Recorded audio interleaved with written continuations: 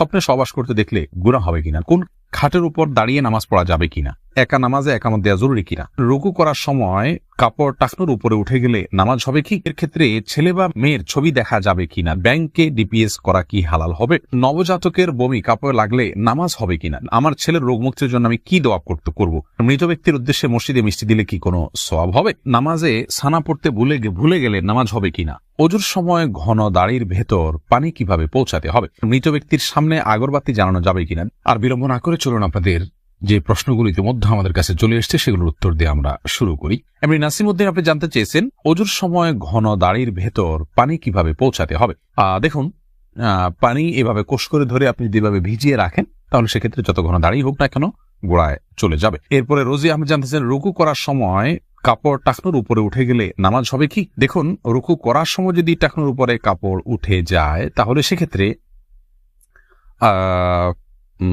আপনার মেয়ে মানুষ হিসাবে সামান্য এক ঝলকের জন্য উঠলো, 1 সেকেন্ড 2 সেকেন্ডের জন্য উঠলো, তাতে গুনাহ হবে না ইনশাআল্লাহ বিইذনিল্লাহ। মোশাররফ হোসেন জানতে চেয়েছেন নামাজে সানা পড়তে ভুলে গেলে নামাজ হবে কিনা।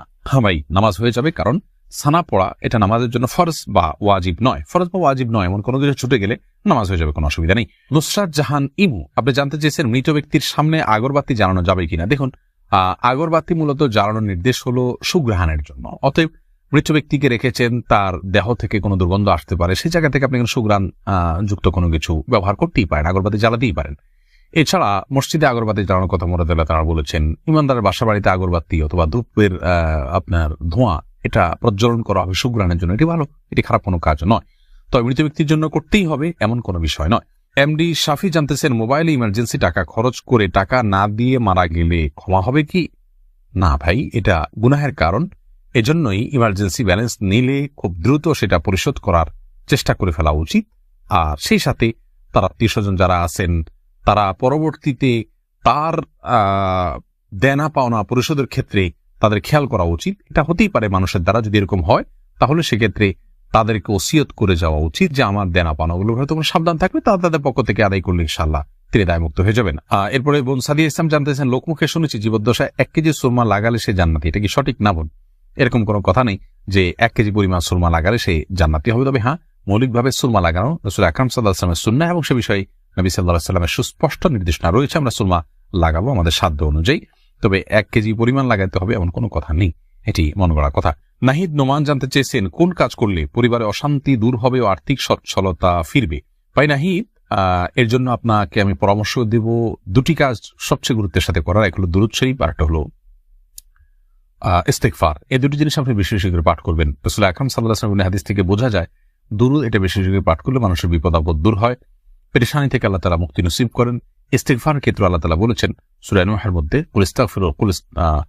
ফাকুলতু আস্তাগফিরু রাব্বাকুম ইন্নাহু কানা গাফফারা ইউরসিলিস সামা আলাইকুম মিদরারা ওয়া ইউমদিদুকুম বিআমওয়ালিন ওয়া বানিন ওয়া ইয়াজআল লাকুম জান্নাতিন ওয়া ইয়াজআল লাকুম আনহারা। এই আয়াতগুলোর আলোকে অনেক মুফাসসিরিন ইকরাম, অনেক উলামা ইকরাম বলেছেন যে ইস্তেগফার বেশি বেশি করলে আল্লাহ তাআলা রিজিক বৃদ্ধি করেন এবং মানুষের রিজিকের অনটন দূর করেন। অতএব এই 2টি আপনি নিয়মিত করবেন, সেই সাথে আপনি খুব সিরিয়াসনেসের সাথে হালাল উপার্জনের জন্য চেষ্টা করে যাবেন, আল্লাহ তাআলা আপনার সমস্যাকে দূর করে দিন। সজল শেখ আইডি থেকে আপনি জানতে চাচ্ছেন ব্যাংকে ডিপিএস করা কি হালাল হবে। শুধু ব্যাংকগুলোতে ডিপিএস করা হারাম হবে, যেহেতু সেখানে আপনাকে সুদ দেওয়া হবে, সুদ ভিত্তিক লেনদেনের চুক্তি আপনার সাথে হয়ে যাবে, সেজন্য। আর ইসলামী ব্যাংকগুলো যদি হয় তাহলে সেক্ষেত্রে বেশ কিছুটা ছাড় রয়েছে এবং সেটি কিছুটা কোনো ক্ষেত্রে এটি সন্দেহের মধ্যে পড়বে, শুবহাতের মধ্যে পড়বে, বাকি মৌলিকভাবে অন্য কোনো উপায় যদি কারো না থাকে এটি নাজায়েজ বা হারাম সরাসরি হবে না, তবে অ্যাভয়েড করতে পারলে সেটাও ভালো, যেহেতু সংশয় বা সন্দেহ সেখানেও রয়েছে। শাহাদাত হোসেন সবুজ আপনি জানতে চেয়েছেন স্ত্রীকে গর্ভবতী অবস্থায় সহবাস করা যাবে কিনা। স্ত্রী গর্ভবতী থাকলে সে অবস্থায় সহবাস করাতে কোনো নিষেধাজ্ঞা নেই। এরপরে ইস্তাব্রো বাণী এই আইডি থেকে আপনি জানতে চেয়েছেন খাটের উপর দাঁড়িয়ে নামাজ পড়া যাবে কিনা। যাবে, কোনো অসুবিধা নেই, আপনি খাট হোক আর ভূমি হোক ফ্লোর হোক যে কোনো জায়গায় দাঁড়িয়ে সালাত আদায় করতে পারবেন। আপনি স্বাভাবিকভাবে যদি সালাত আদায় করতে অসুবিধা না হয় তাহলে সেক্ষেত্রে কোনো অসুবিধা নেই। হ্যাঁ, কোনো খাটের উপরে দেখা যায় যে ম্যাট্রেস বা ফোম থাকার কারণে অনেক দূর ডেবে যায়, যার কারণে রুকু সিজদায় তিনি ব্যালেন্স রাখতে পারেন না এবং সুন্দরভাবে সালাত আদায় করতে পারেন না, সিজদা সঠিকভাবে করতে পারেন না। এরকম যদি হয় তাহলে সেক্ষেত্রে তার জন্য খাটে দাঁড়িয়ে সালাত আদায় করা উচিত হবে না, এটা কমপক্ষে মাকরুহ হবে, অপছন্দনীয় হবে, তবে সালাত হয়ে যাবে।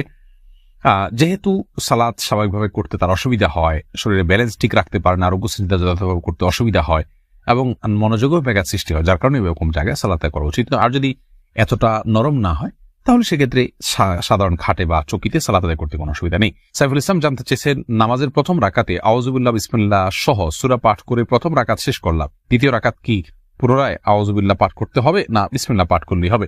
দেখুন, সূরা ফাতিহা যেহেতু আপনি নতুন করে শুরু করছেন, এই জন্য আপনি আউযুবিল্লাহ পাঠ করবেন এবং এরপরে বিসমিল্লাহ পাঠ করবেন। কারণ ফাইদা ক্রাতাল কোরআন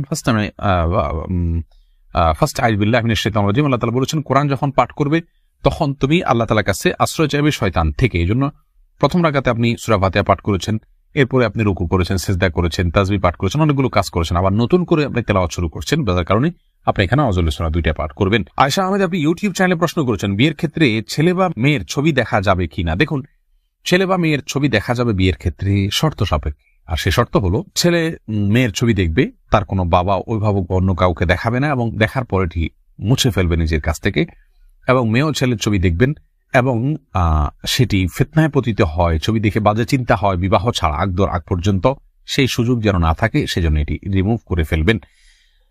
এই শর্ত সাপেক্ষে এটি দেখা জায়েজ রয়েছে সম্পূর্ণ বিয়ের নিয়ত যখন পাকাপাকি হয়ে যাবে তখন।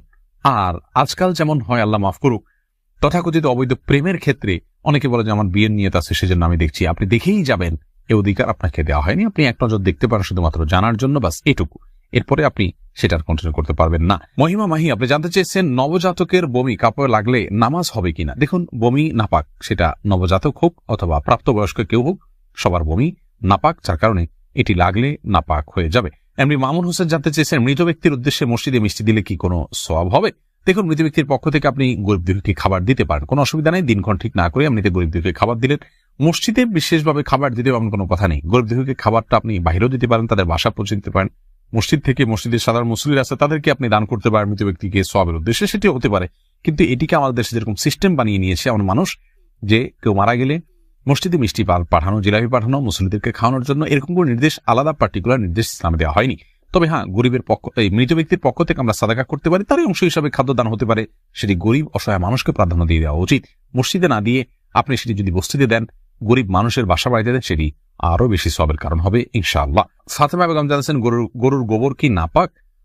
বোন, গরুর গোবরের পাক নাপাক হওয়া নিয়ে দুটি মত রয়েছে সৌদি আরব স্কলারদের। অনেকে মনে করেন যে সমস্ত পশুর খাদ্য গোশত খাওয়া হালাল, সেগুলোর পেশাব পায়খানা নাপাক নয়।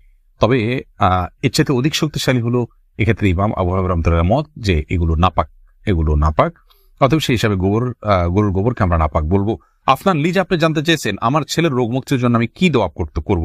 আপনি মা হিসাবে তার জন্য আল্লাহর কাছে সাধারণভাবে দোয়া করবেন, দোয়া কবুলের জায়গাগুলোতে, সময়গুলোতে দোয়া করবেন, ইস্তিগফার, দুরুদ এবং দোয়া ইউনুস, লা ইলাহা ইল্লা আনতা সুবহানাকা ইন্নী কুনতু মিনাজ জালিমিন এবং ইয়া যাল জালালি ওয়াল ইকরাম, এগুলো পাঠ করে এবং আল্লাহর নাম ডেকে ডেকে, এটা ইসমে আজম আল্লাহ, হে আল্লাহ, এভাবে ডেকে ডেকে আল্লাহর কৃতজ্ঞতা স্বীকার করে আল্লাহর কাছে দোয়া করবেন। ইনশাআল্লাহ আপনি কায়মন অবাক্কায় দোয়া করলে মায়ের দোয়া সন্তানের জন্য আল্লাহ তাআলা কবুল করবেন। যদি আপনার দোয়া আপনি কবুল হতে না দেখেন তাহলে বিচলিত হবেন না, সবর করবেন, আল্লাহ তাআলা সেখানে আপনার জন্য কোনো কল্যাণ অবশ্যই নিহিত রেখেছেন।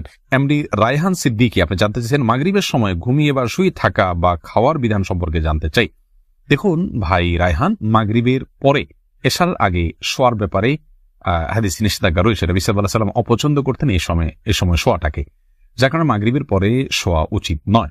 তবে যদি কেউ অসুস্থ থাকেন, শরীরে ক্লান্তি থাকে, তিনি শুয়ে আছেন ক্লান্তির কারণে, সেটি ভিন্ন বিষয়।